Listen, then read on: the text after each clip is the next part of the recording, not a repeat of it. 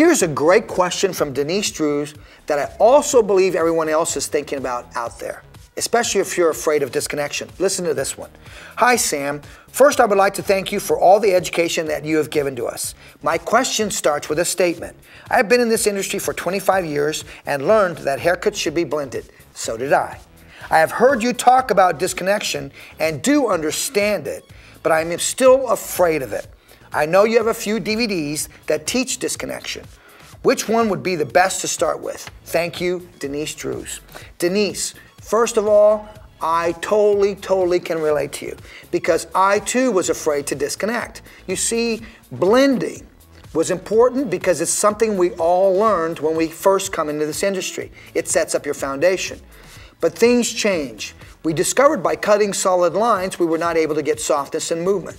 So we went in and started to texturize. That's when texturizing haircuts became the hero.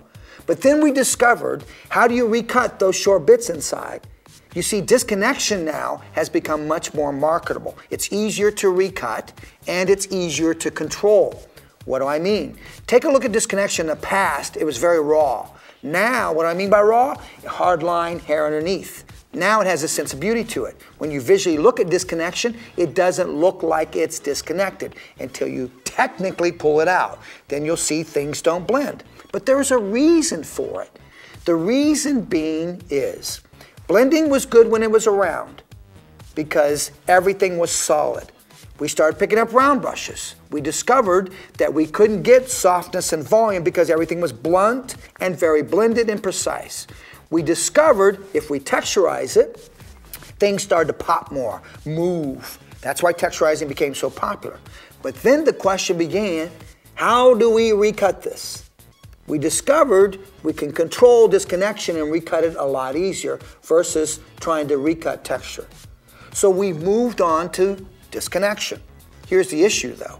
How do I get my clients to understand this? It's the way you communicate it.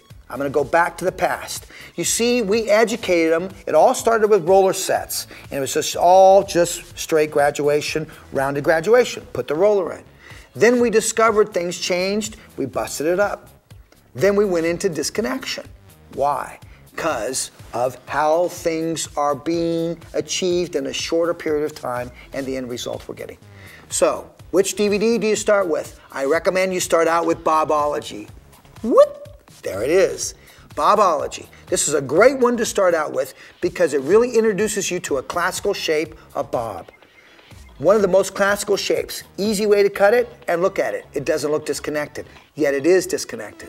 Soft volume and lots of movement. This is the recommendation I would make. Begin with Bobology. It really sets up the art of disconnection. It takes courage to cut disconnection, but most importantly, you have to be able to communicate it to the client as to why you're doing it. I hope this helps you out, and thanks for the question, Denise.